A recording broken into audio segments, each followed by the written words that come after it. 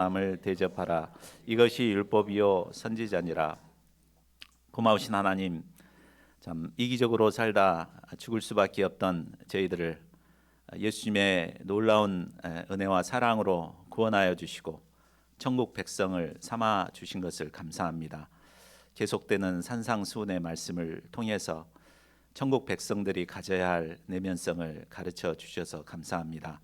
오늘 말씀을 통해서 우리가 가져야 할 내면성이 무엇인가 다시 한번 깊이 배우고 영접할 수 있도록 도와주시기를 간절하게 기도합니다. 성령께서 이 시간 저희들의 심령 가운데 은혜를 허락하여 주십시오.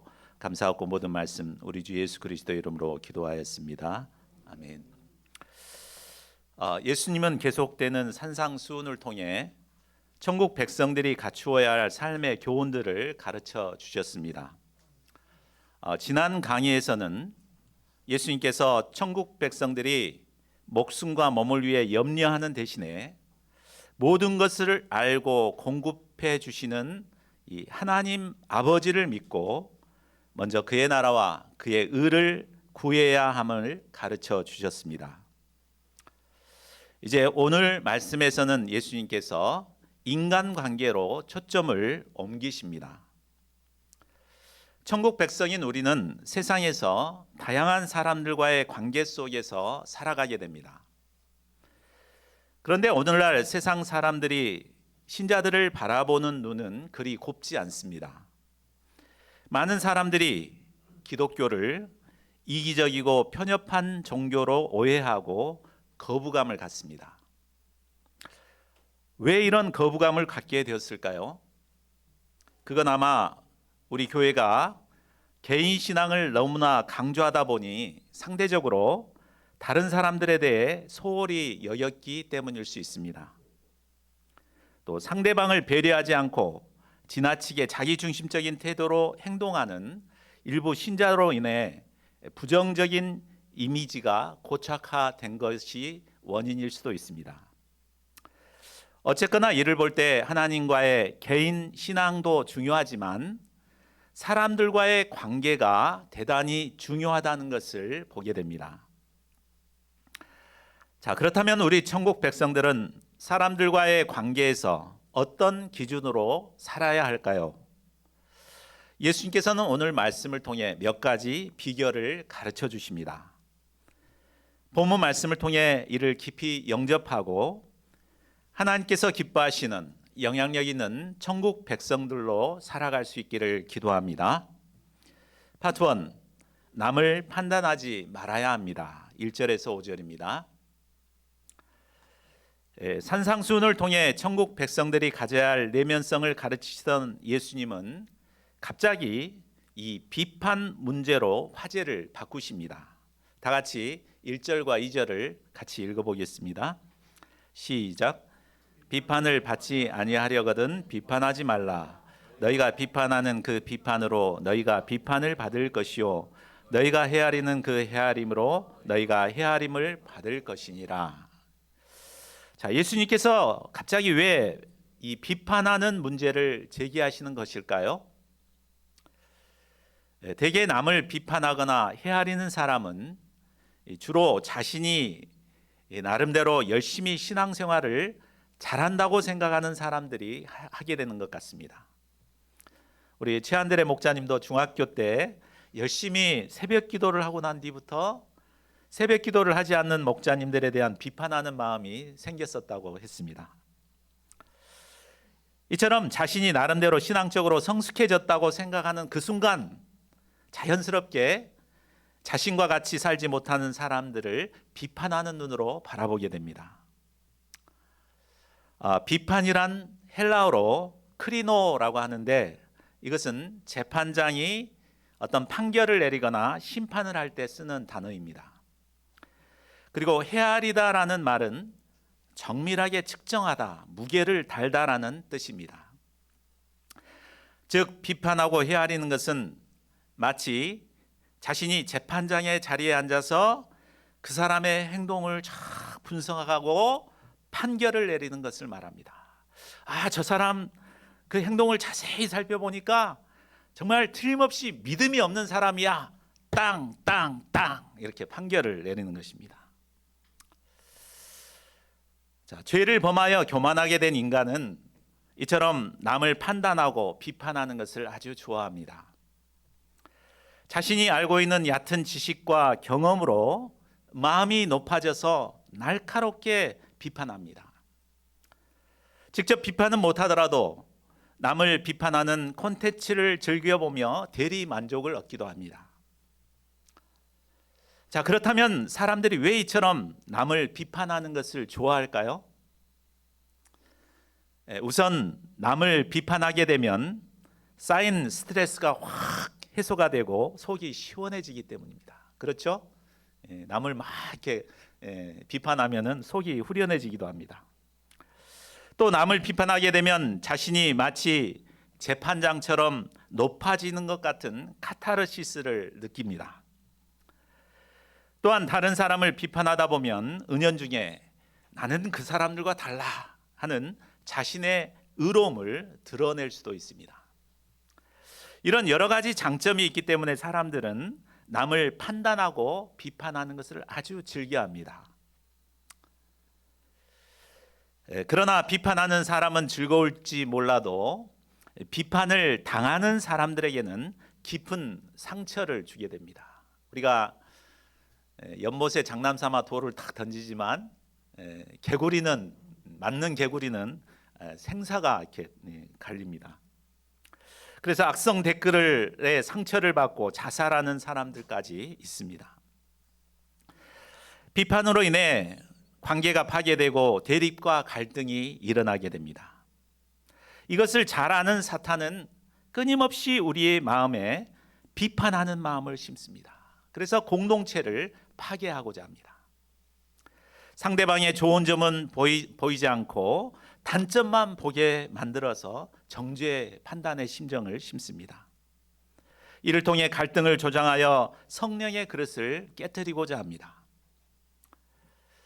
하나님의 백성들은 영적인 분별력을 가지고 이를 분별하고 물리쳐야 합니다.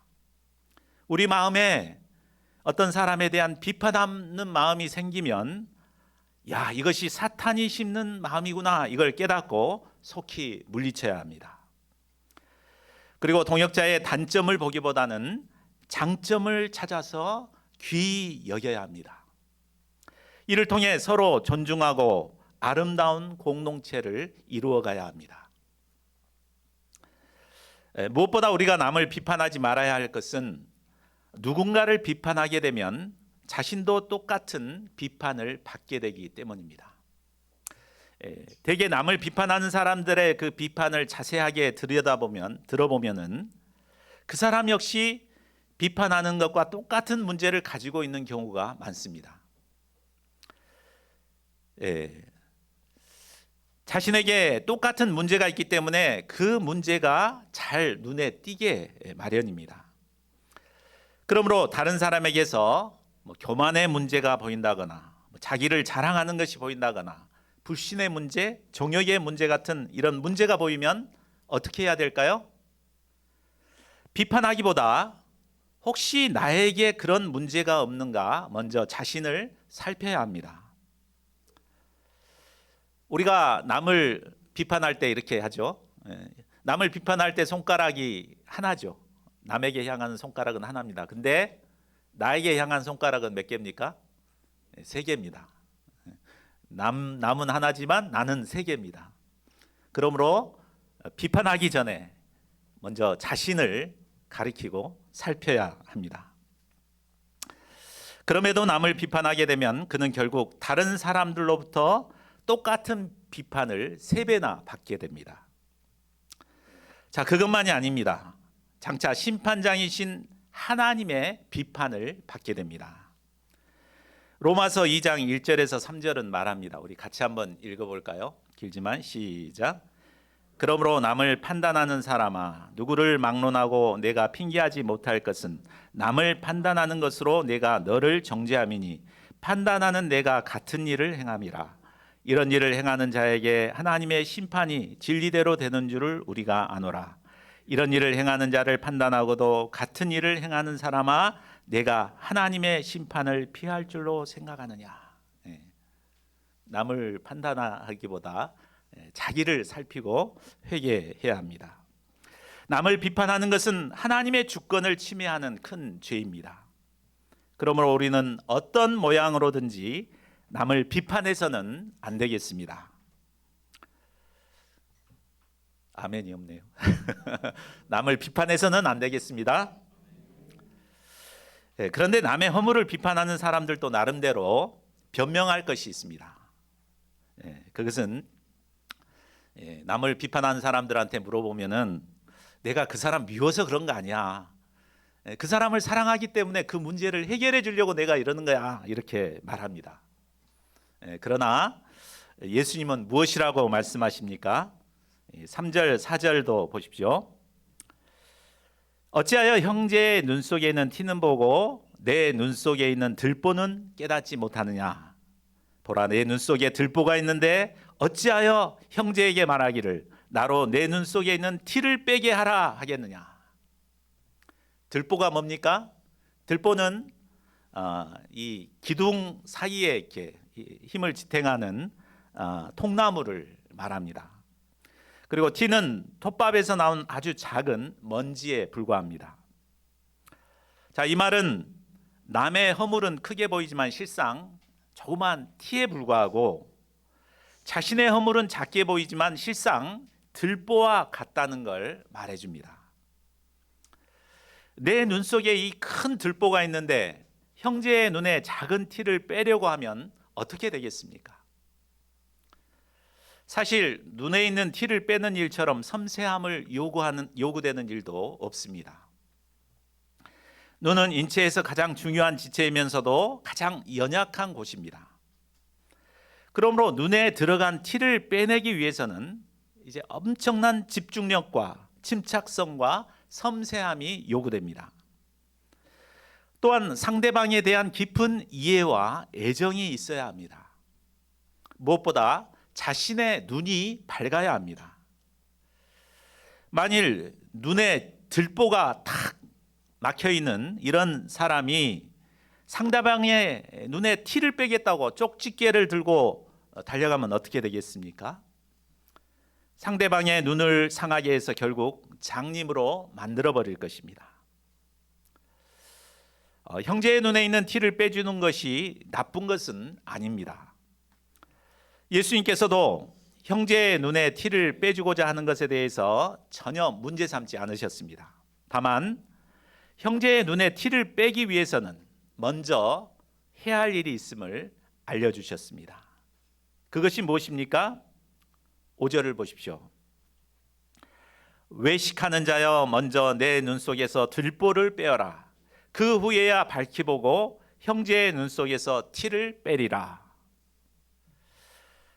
예수님은 자신의 눈 속에 있는 들보는 보지 못하고 형제의 눈 속에 티를 빼주고자 하는 사람을 가리켜 외식하는 자라고 하십니다.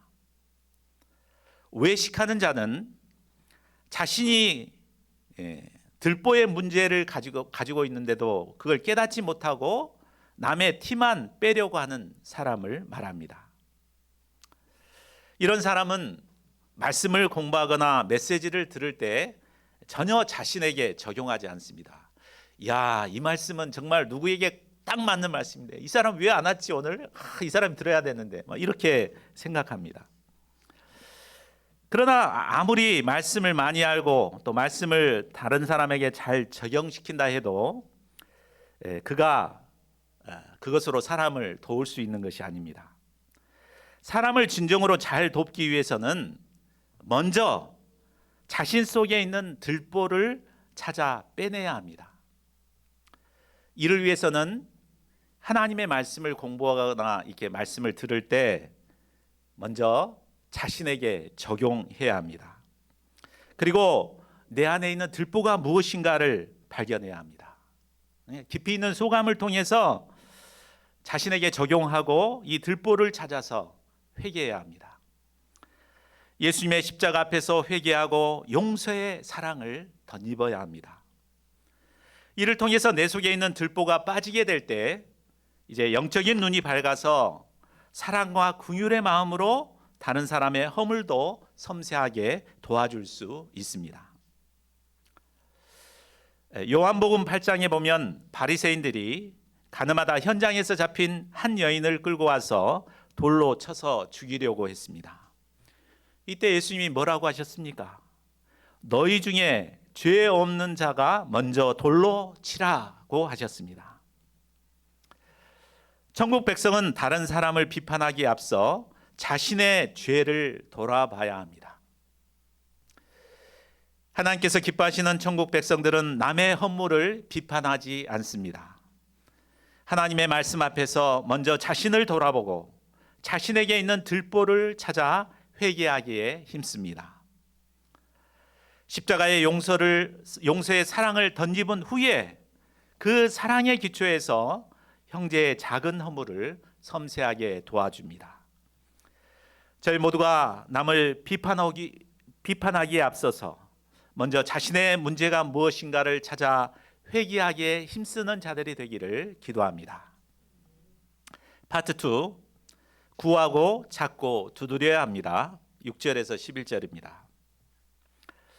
앞서 예수님은 천국 백성인 우리가 남을 비판하기 전에 자신에게 있는 들보를 찾아내야 함을 가르쳐 주셨습니다. 그런데 남을 비판하지 않고 모든 사람을 다 영접하게 되면 자칫 심각한 문제에 빠질 위험이 있습니다. 어떤 위험입니까? 6절을 보십시오. 거룩한 것을 개에게 주지 말며 너희 진주를 돼지 앞에 던지지 말라. 그들이 그것을 발로 밟고 돌이켜 너희를 찢어 상할까 염려하라. 자, 이 말씀은 우리가 사람의 허물을 비판해서는 안 되지만 그 사람이 어떤 사람인가를 분별하는 이 분별력은 가져야 한다는 것을 말해줍니다. 여기서 거룩한 것과 진주는 바로 하나님의 말씀과 복음을 의미합니다. 그리고 개는 복음의 말씀을 훼손하는 복음의 대적자를 말합니다. 탐욕의 상징인 돼지는 물질적이고 육신적인 자를 의미합니다. 개나 돼지는 거룩한 음식이나 값진 진주를 알아보지 못합니다. 그래서 거룩한 하나님의 말씀이나 값진 진주와 같은 복음을 전해주어도 그 가치를 모르고 찢어버리거나 밟아버립니다. 더 나아가 복음을 전하는 사람을 비웃고 조롱하고 공격하기까지 합니다. 자, 우리는 누구에게나 값없이 복음을 전해야 합니다. 그러나 개나 돼지처럼 복음의 가치를 모르는 자들에게까지 전할 필요는 없습니다. 그들이 하나님의 이름을 모욕하거나 복음을 짓밟게 해서는 안 되기 때문입니다. 이사야 8장 16절을 보면 하나님께서는 아무리 택한 백성일지라도 하나님의 말씀을 영접하지 않고자 하는 자들에게는 증거의 말씀을 전하지 못하게 하십니다. 그래서 선지자 이사야에게 너는 증거의 말씀을 싸매며 율법을 내 제자들 가운데서 봉함하라라고 하셨습니다. 오늘날 캠퍼스에서 복음을 전하려고 하면 받아들이는 사람을 만나기가 참 어렵습니다. 대부분 눈살을 찌푸리거나 자리를 피합니다. 자, 그렇다면 우리는 이런 그들을 너는 개, 돼지 이렇게 하며 전도하지 말아야 될까요? 그렇지 않습니다. 극히 소수이지만 복음을 간절히 사모하고 기다리는 자들이 있기 때문입니다. 그렇죠? 복음을 전하다 보면 정말 가끔 정말 복음을 기다리는 자들을 만날 수가 있습니다. 물론 이들은 숨어 있기 때문에 찾아내기가 쉽지 않습니다. 그러나 그럴지라도 우리는 어찌하든지 이들을 찾아서 우리가 받은 귀한 하나님의 말씀과 복음을 전해 주어야 합니다. 자, 이상을 통해서 볼 때 신앙생활이 그리 쉽지 않다는 것을 보게 됩니다. 함부로 상대방을 비판해서도 안 됩니다. 그렇다고 무조건 영접하거나 수용해서도 안 됩니다. 그러면서도 하나님의 복음을 기다리는 숨은 소수의 사람들을 찾아서 복음을 전해야 합니다. 이렇게 생각하면 연약한 우리가 이 일을 어떻게 감당할 수 있을까 자신이 없어집니다. 그렇다면 연약한 우리가 이 일을 어떻게 감당할 수 있을까요? 이에 예수님께서 우리에게 말씀해 주십니다. 우리 다 같이 7절 8절을 같이 읽어보겠습니다. 시작.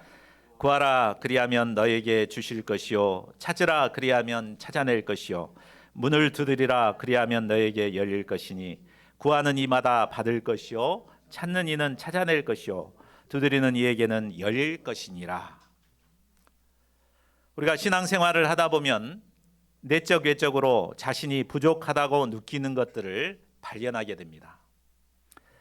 문제 많은 양들을 돕다 보면 정말 사랑이 부족하다는 것을 절실히 느낍니다. 지혜도 부족하고 분별력도 없음을 느끼게 됩니다. 매번 결단하지만 결단한 바를 끝까지 감당할 수 없는 인내와 끈기도 부족합니다. 이처럼 부족함이 느껴질 때 우리는 무엇을 해야 되겠습니까? 바로 하나님께 구해야 합니다. 구하라는 말은 자신이 필요로 하는 것을 하나님께 간절히 기도로 구하라는 말입니다. 그런데 우리는 기도가 중요하고 필요하다는 건 잘 알지만 기도하지 않습니다. 기도하기보다는 부족한 자신에 대해 절망하고 들어 눕습니다. 왜 그런 것입니까? 자신의 부족함을 인정하고 싶지 않기 때문입니다. 자, 하나님 앞에서 자신의 부족함을 인정하지 않는 것, 그것이 뭐죠? 바로 교만입니다. 자신의 연약함을 호소하지만 실상은 이런 영적인 교만 때문에 기도하지 않습니다.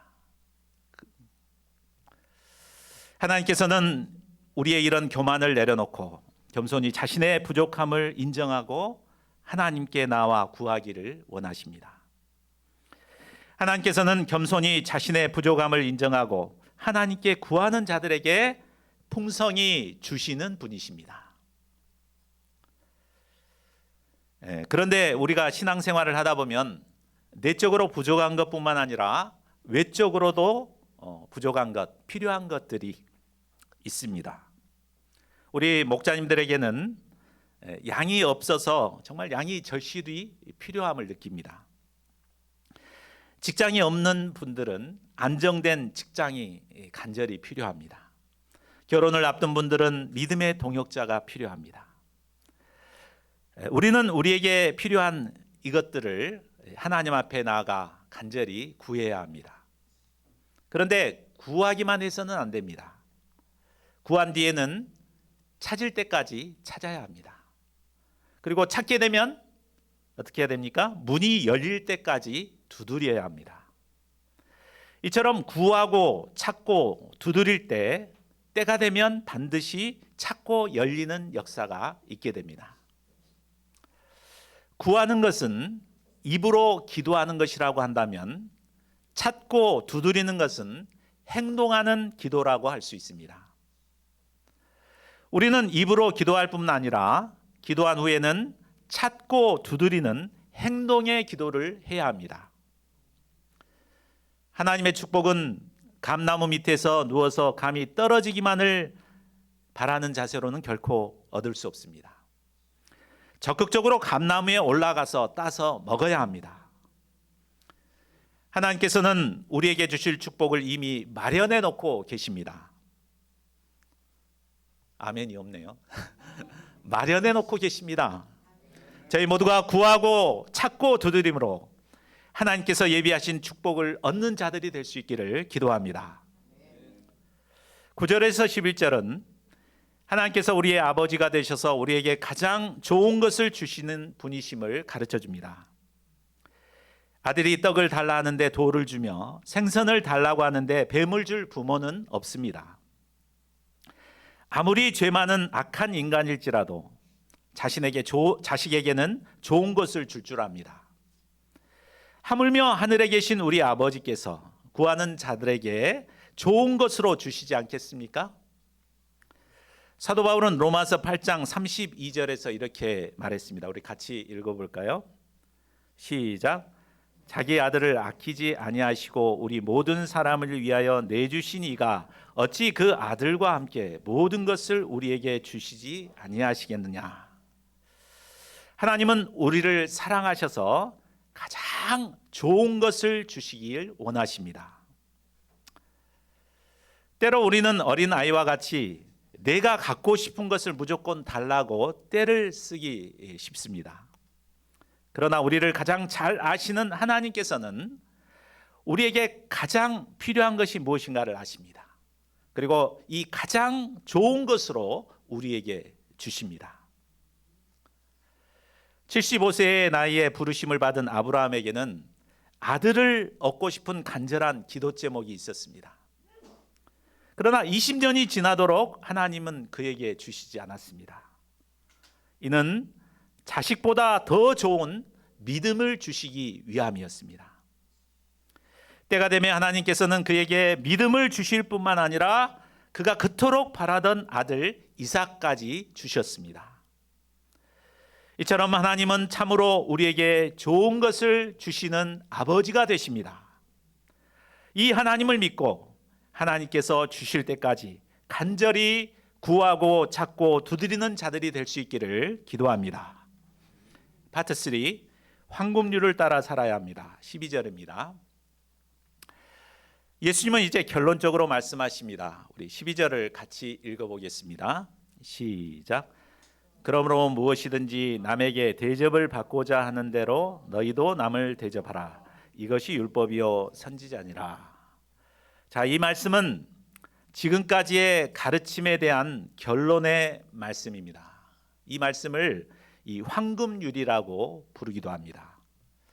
그렇게 불리게 된 것은 AD 222년에서 235년에 로마 황제였던 알렉산더 베레루스가 이 말씀에 감동을 받아서 자신의 통치 모토로 삼기 위해서 궁전벽에다가 금으로 새겨 놓았던 것으로 이제 유래되었다고 말합니다.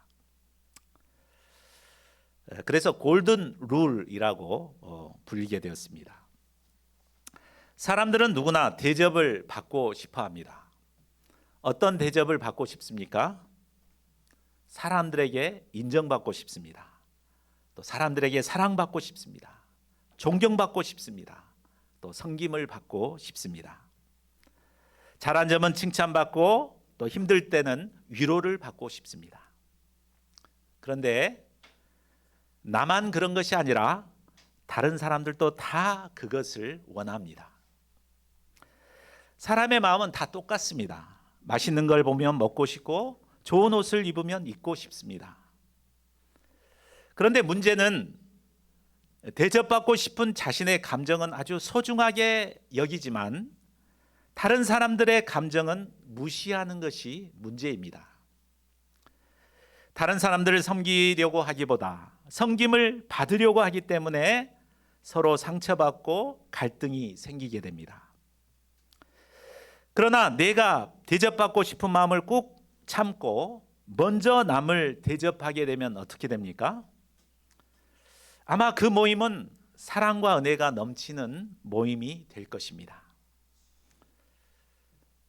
자, 그런데 이기적이고 자기중심적인 우리가 어떻게 남을 먼저 대접할 수 있을까요? 그것은 먼저 우리를 대접해 주신 하나님의 마음을 영접할 때 가능합니다. 하나님은 창조주로서 모든 피조물의 섬김과 찬양을 받으셔야 할 분이십니다. 그러나 대접받고자 하는 마음을 내려놓고 우리를 먼저 대접해 주셨습니다. 가장 소중한 독생자를 우리에게 보내주셨습니다. 하나님의 가장 소중한 독생자 예수님도 이기적이고 허물 많은 우리를 대접해 주셨습니다. 마가복음 10장 45절은 말합니다. 인자가 온 것은 섬김을 받으려 함이 아니라 도리어 섬기려 하고 자기 목숨을 많은 사람의 대속물로 주려 함이니라. 만왕의 왕 되신 예수님께서 죄로 냄새나는 죄인들을 영접해 주시고 섬겨 주셨습니다. 급기야는 우리의 죄를 대신해서 십자가에서 자신의 목숨을 내어 주셨습니다. 천국 백성인 우리는 이미 하나님과 예수님께서 주시는 풍성한 대접을 받은 자들입니다. 우리가 이 은혜를 깊이 덧입게 될 때 우리는 어떤 문제 많은 사람도 먼저 대접할 수 있습니다. 예수님이 가르쳐 주신 황금률을 실천한 사람 중에 존 맥코넬이라는 사람이 있습니다. 이분은 사업가인데 1955년 자동차를 담보로 겨우 $600를 가지고 사업을 시작했습니다. 철강 가공 공장을 시작했는데 이때 마태복음 7장 12절 말씀으로 회사를 경영하고자 결단했습니다. 그래서 먼저 대접하고자 해서 직원을 가족처럼 여기고 이익을 똑같이 함께 나누었습니다. 또 고객을 가족처럼 여기고 고객 입장에서 약속을 철저히 지켰습니다. 그 결과 그의 회사는 수십 년 만에 수십억 달러 규모의 거대한 기업으로 성장할 수 있었습니다. 그는 성공의 비결을 물을 때마다 이렇게 대답했다고 합니다. 저는 그저 성경에 나온 황금률을 매일 실천했을 뿐입니다. 이렇게 대답했다고 합니다. 예수님께서는 천국 백성인 우리가 실제 삶에서 이 황금률을 실천하며 살아가기를 원하십니다. 남에게 대접받고자 하는 대로 남을 대접하는 삶을 살길 원하십니다. 이를 통해 각자의 자리에서 인정받는 영향력 있는 신앙인들로 살아가는 저희 모두가 되기를 기도합니다. 말씀을 맺겠습니다. 이상을 통해 예수님은 천국 백성인 우리가 사람들과의 관계에서 어떻게 살아야 하는가를 가르쳐 주셨습니다. 하나님께서는 우리가 남을 비판하고 정죄하기보다 먼저 자신의 허물과 죄를 발견하고 회개하기를 원하십니다. 자신의 부족함을 깨닫고 하나님께 구하고 찾고 두드리는 삶을 살기를 원하십니다. 무엇보다 황금률을 기초로 대접을 받고 싶은 만큼 남을 대접하는 삶을 살기를 원하십니다. 그러나 솔직히 우리의 이기적이고 죄악된 본성으로는 이를 감당할 수 없음을 깨닫습니다. 그렇지만 우리가 겸손히 자신의 부족함을 인정하고 하나님께 나아가 기도할 때 하나님께서는 우리에게 필요한 모든 것을 주실 것입니다. 저희 모두가 좋은 것으로 주시는 하나님 앞에 믿음으로 구할 수 있기를 기도합니다. 이를 통해 어떤 사람도 품고 대접하는 섬김의 종들로서 하나님께 귀히 쓰임 받을 수 있기를 간절히 기도합니다. 우리 요절 말씀 읽고 함께 기도하는 시간 갖겠습니다. 시작. 그러므로 무엇이든지 남에게 대접을 받고자 하는 대로 너희도 남을 대접하라. 이것이 율법이요 선지자니라.